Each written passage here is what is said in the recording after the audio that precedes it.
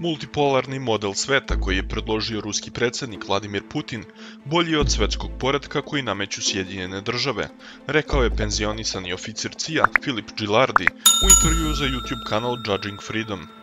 Putin godinama govori da u svetu postoje različiti modeli i da svakom treba dozvoliti da ima svoju, kao i sopstvenu kulturu, svoje interese i slično. Za mene je to veoma razuman pristup, rekao je on.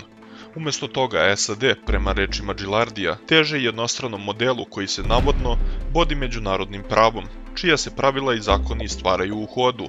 Vladimir Putin je više puta izjavio da je era unipolarnog svetskog poretka prošlost, iako Zapad to ne želi da prizna, ali je prema rečima ruskog lidera jedino suštinskim jačanjem sistema savremenog multipolarnog sveta moguće smanjiti tenziju u svetu i obezbediti održivi razvoj svih zemalja.